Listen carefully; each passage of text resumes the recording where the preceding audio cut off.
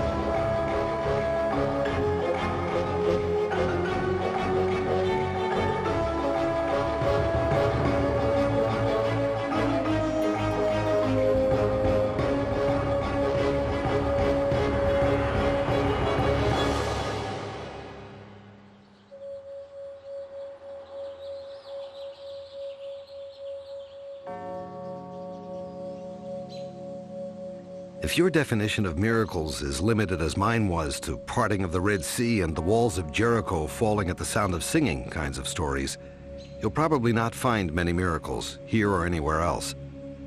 I've come to realize that some miracles are so big they can't be measured by a single moment or a spectacular event, only by looking back at the sweep of history and realizing there had to be more at work than simply good luck or smart people to achieve what has occurred. That's the kind of story I'm exploring today.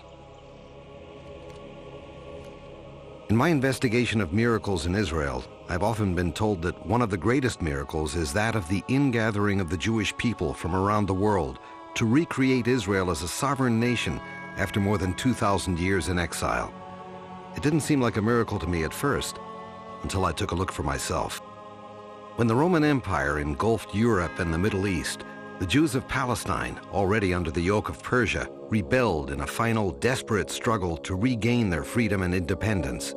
In response, Roman legions under Titus in 70 AD sacked and burned Jerusalem, killed or enslaved the Jews of Palestine, and banished them from ever returning on pain of death. The Hebrew nation was no more. The people of the book were scattered to the ends of the earth, as far east as China and Japan, to Egypt, Iraq, throughout the African continent, west to Europe, and eventually across the seas to North and South America. In country after country, they established communities and built new lives for themselves. They built synagogues to celebrate their faith and schools to teach their children, keeping alive the memories of the land of David and the glories of Israel. Their prayers and their greetings to one another began to include the familiar phrase, "Next year in Jerusalem." With a sense of Jewish mission to contribute to the world where God has placed you, they infused their skills and talents into the cultures of their new homelands. Their contributions in science, education, the arts, and professions advanced their host societies and literally changed history. Some of the names are very familiar. Leonardo da Vinci, painter Marc Chagall, Albert Einstein, Chaim Weizmann, inventor of TNT that changed the outcome of World War I, and later Israel's first president, Jonas Salk, who discovered the cure for polio, architect gurus Albert Kahn and Frank Gehry, composers Johann Strauss, George Gershwin, and the legendary Irving Berlin, who gave us the songs God Bless America and White Christmas, Leonard Bernstein and Aaron Copland, authors J.D. Salinger, Neil Simon, and Isaac Asimov, actors Cary Grant and Paul Newman, film directors Steven Spielberg and Stanley Kubrick, fashion designers Ralph Lauren and Donna Karan, Levi Strauss, who made jeans the quintessential dress of the modern world, economist Alan Greenspan, track star Harold Abrams of Chariots of Fire fame, baseball's legendary Sandy Koufax, gold medal swimming legend Mark Spitz, and Sydney Olympics champion Lenny Kreiselberg. Collectively, Jews have earned more than 20% of all the Nobel Prizes ever awarded, though they are less than 1/500th of the world's population. In modern times, enterprising Jews founded thousands of companies, among them Home Depot, Dell Computers, RCA, Hershey's Chocolates, the Neiman Marcus stores, CBS Television, Motion Picture Studios MGM, Paramount Pictures, and the list goes on and on. And yet, throughout history, in country after country, the Jews faced ostracism, rejection, persecution, even death, not for what they said or did, but for what they believed, for who they were, because they were Jews. But their rejection only fueled the fires of Jewish yearning to return to the homeland that was but a dream for 2,000 years. The founders of modern Israel declared the Jewish homeland a reality on May 14, 1948, and immediately issued a clarion call to all Jews everywhere to come home. And they have.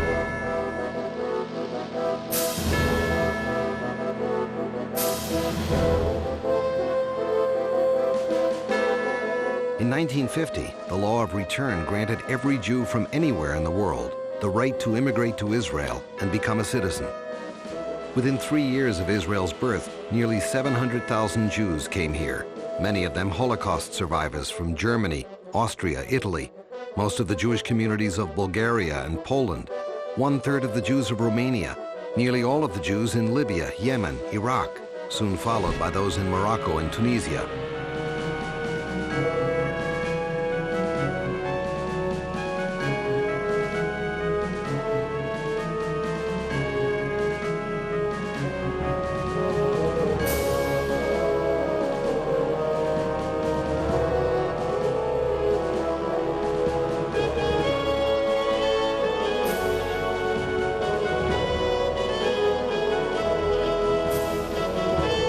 Detente eased tensions in the Soviet Union, thousands of Russian Jews streamed into Israel, more than 700,000 by 1996.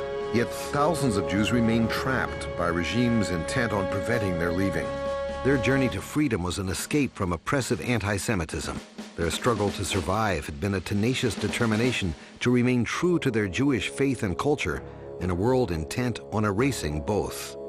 Private letters written in the 1980s by some of the Jews in Leningrad, together with their own secretly filmed home movies, chronicle that struggle and reveal the depth of Russian Jewish yearning to return to the land of their biblical ancestors. Here is some of what they wrote. We hunted for any piece of information about Jewry we could find.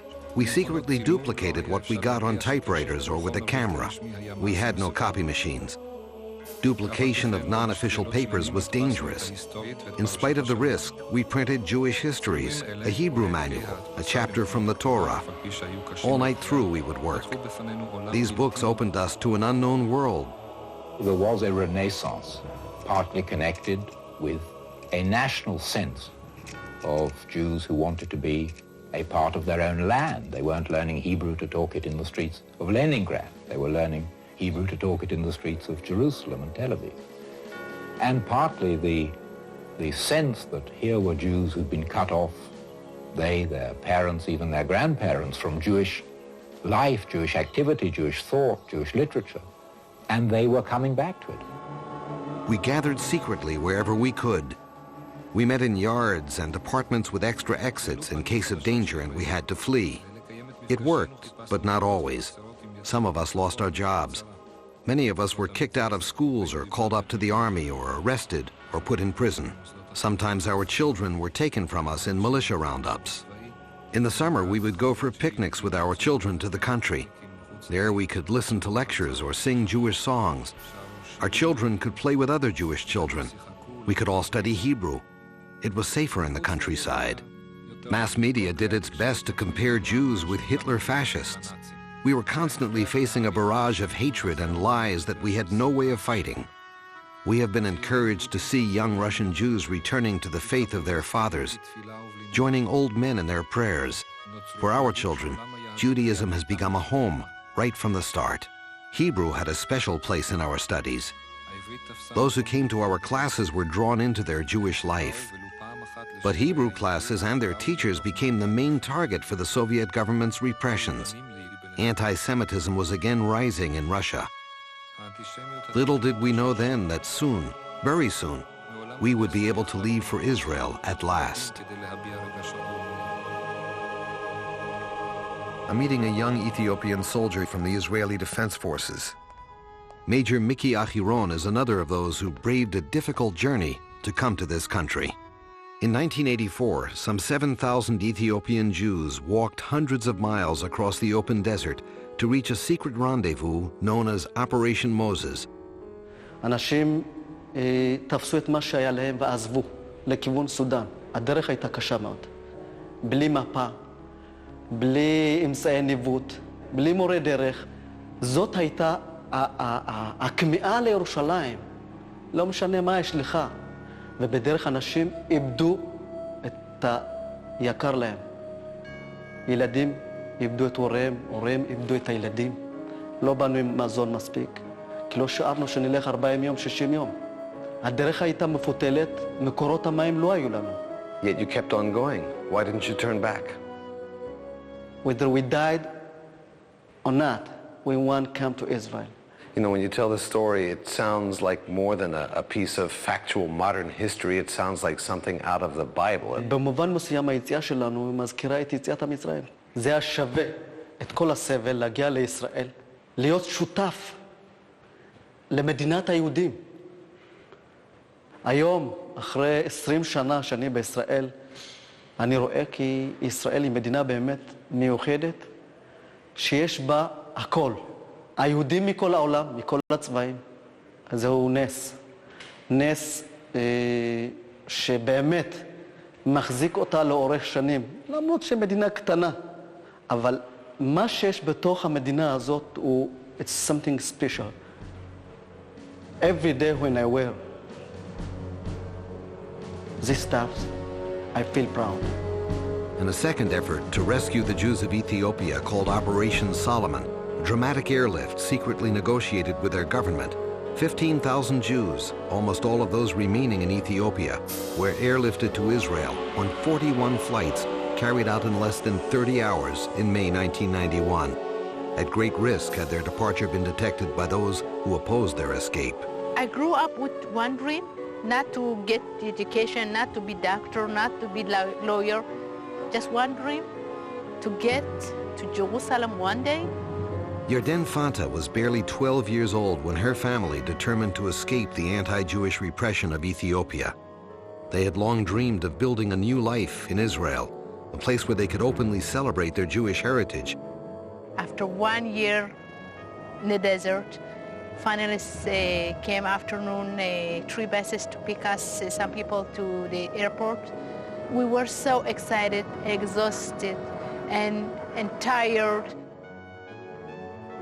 And just, we couldn't understand what's gonna happen, and we came to Israel.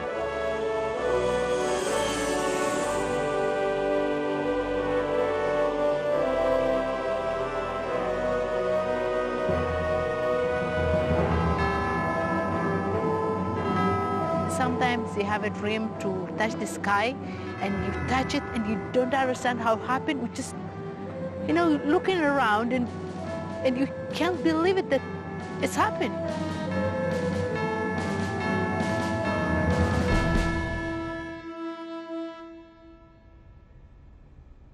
Beit HaTfutzot, the Museum of the Jewish Diaspora on the campus of Tel Aviv University, is dedicated to the saga of 2,000 years of Jewish life in exile from their homeland, from 70 A.D. to 1948. Marilyn Hilkowitz is a guide at the museum. It was a time of great pain for the Jewish soul and a time of glory, a time of growth, a time of doing wonderful things and surviving against tremendous odds and tremendous hostility. And there were other times. There was the Golden Age of Spain, which was a time of poetry and philosophy and religiosity and medicine and science. There have been wonderful times. People don't expect the wonderful times. We all expect just the sad and the hostility and the awfulness of the 2,000 years. The ability to rise above the nastiness of everyday living and express ourselves and let our Jewish souls soar. That is what's so wonderful and so special. I think that it's a miracle that all these people made it to Israel. You say a miracle. What do you mean by that? I guess everybody has to decide for themselves what constitutes a miracle. Just to stand on the campus of Tel Aviv University, to go to the Israel Philharmonic, to sit in this marvelous auditorium and to hear them play Hatikva. Those are miracles. This is the dichotomy I keep running up against with almost every person I talk to here in Israel. One tells me we're here because we're strong and we're smart and we are determined, and another tells me we're here because this was God's plan all along and we're just fulfilling the prophecies. Which is it? It's definitely a coalescing of both these different strengths, the one of belief and the one of courage, because the two come together and create the state of Israel as we have it. I'm working on this series of reports from Israel and trying to understand what this country is all about, and I think on a certain level maybe I'm also trying to find out what I'm all about as a Jew. And I want you just to be my guide for a second and tell me, where should I look for the answer? I don't know that you'll ever find it, but what is important is that you're looking. Just keep looking. Just keep looking. You'll find, if you find it, you'll find it. If you don't, just the search is worthwhile. Rabbi Israel Lau, former chief rabbi of Israel and present chief rabbi of Tel Aviv, was an orphaned child of the Holocaust when he came to Israel before the nation was even born.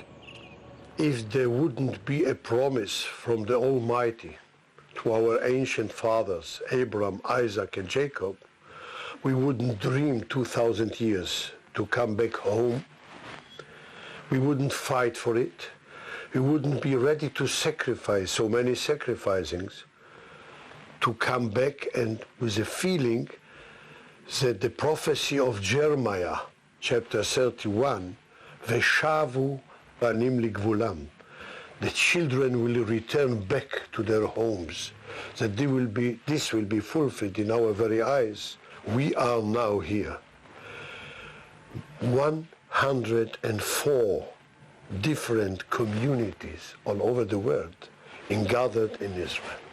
Isaiah, the prophet, speaking about in gathering of exiles, and he spoke about it 2,500 years ago. And he said, I see them. I see them in my spiritual eyes, coming like the clouds and like the doves to their nests. Why does the prophet need two examples for ingathering of exiles? There is a main difference between a cloud and a dove.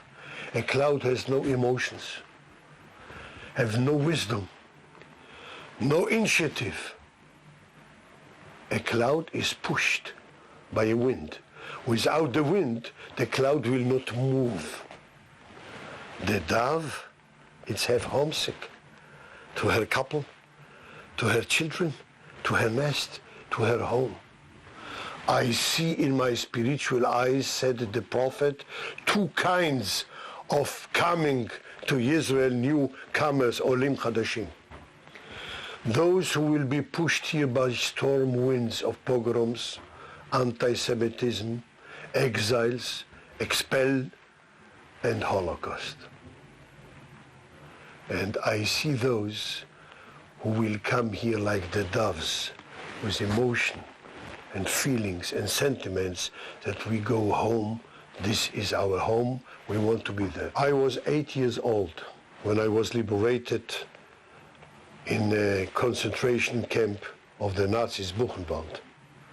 I came here like the cloud pushed by the storm wind of Holocaust. Jewishness is a mixture of past, present, and future. Without being based on the past, there wouldn't be the present who would speak about future. You cannot create a new nation just by saying a word, we are not Jewish, we are Israelis. It's the same. כחול ולבן. כחול ולבן. זה צבע שלי. זה צבע שלי. כחול ולבן.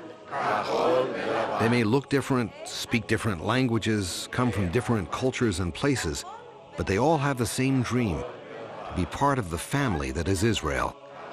Hebrew classes are a necessary part of that, at least if you ever intend on reading a newspaper or magazine, watching the news, going to the market, or paying your bills. These people are learning the language of the Bible, the language of Abraham, Isaac, and Jacob, of Jesus and his disciples. Intelligent people giving up their own language to learn one that hasn't been spoken in public in 2,000 years. If I did believe in miracles, I'd say this is one of the biggest. If miracles have names, this one should have the name Eliezer ben Yehuda. A Lithuanian Jew, ben Yehuda was just 12 years old when he had what he described as a vision. He said light flashed across the sky and a voice spoke 3 times the words, the land and the language. Somehow he understood his vision to be a life's calling for him to restore Hebrew to a common language in the land of the Bible. But as he grew to manhood in Moscow, he was caught up in the secularism of his day, eventually forsaking much of his Jewish faith and traditions. Graduating at the top of his class, he traveled to Paris with a scholarship to study medicine. Contracting tuberculosis, he was unable to continue his studies.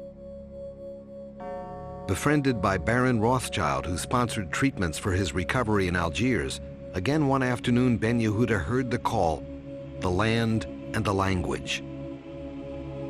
Baron Rothschild agreed to fund Ben Yehuda's efforts. Despite his worsening tuberculosis, Ben Yehuda moved to Jerusalem. He raised his children to know only Hebrew, made it the only language spoken in his home, published a newspaper in Hebrew, taught it as a spoken language in the school where he was employed.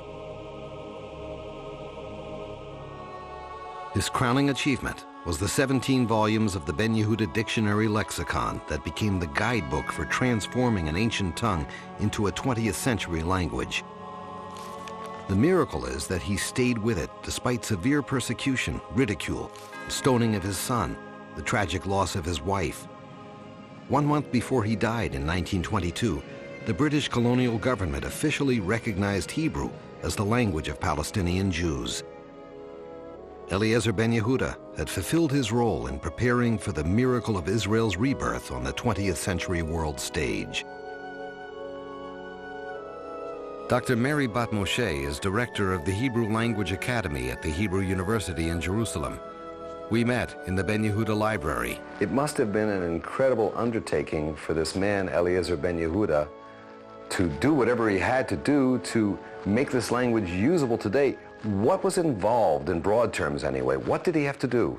קודם כל להילחם, והמלחמה הזו באה מכוח אמונה פנימי גדול. אבל אליעזר בן יהודה לא היה היחיד. היו לו חיילים, אנשי שטח, מורים ללשון, אנשים שבאמת האמינו שבארץ ישראל, בארצו של העם היהודי, צריך לדבר בלשונו של העם היהודי. אליעזר בן יהודה סבל הרבה מאוד גם בגלל השיגעון הזה שלו. אבל הוא היה נחוש וחולל עם שאר המחוללים את הנס הגדול הזה של תחיית העברית. Why do you call it a miracle? יש נס גדול בכך שאתה לוקח שפה שהתמקדה והקצתה לעצמה פינה בהוויה של האדם, כלומר בחיים הליטורגיים שלו, בבית המדרש, בלמידה, בתפילה. לחלץ אותה מהפינה הזו, הקדושה, הטהורה, המסויגת, ולהביא אותה אל כיכר השוק. להביא אותה אל חדר המיטות, להביא אותה אל המטבח. אלה הם דברים שהם בפירוש בגדר נס. תקומת עם ישראל בארצו, לרבות הלשון העברית, מסמנת או תוחמת את העם היהודי כעם ככל העמים. The wealth of Israel, its true gold, is in the heart and soul of its people. Men and women of faith and purpose who see themselves as part of the miracle of modern Israel, a people who understand that they're inseparably linked to the legacy and faith of Joshua, Jonathan, and David. Is there a miracle in all this? If you're looking for a spectacular demonstration of supernatural phenomena, you'll probably say no. But if you look deeper into the hearts of millions of people from scores of nations on every continent, who found themselves strangely drawn to a land they had never known, who left behind everyone and everything familiar, to come here of their own choosing, to restart their lives, living, working, and raising their families in a barren wasteland, offering only sacrifice, toil, and the constant threat of annihilation, to give up the language of their birth and learn Hebrew, to be willing on a daily basis to face threats to their very survival, and yet manage to build one of the most successful, most productive nations on earth. It's hard to find any logical answer to explain all this. A miracle? You decide.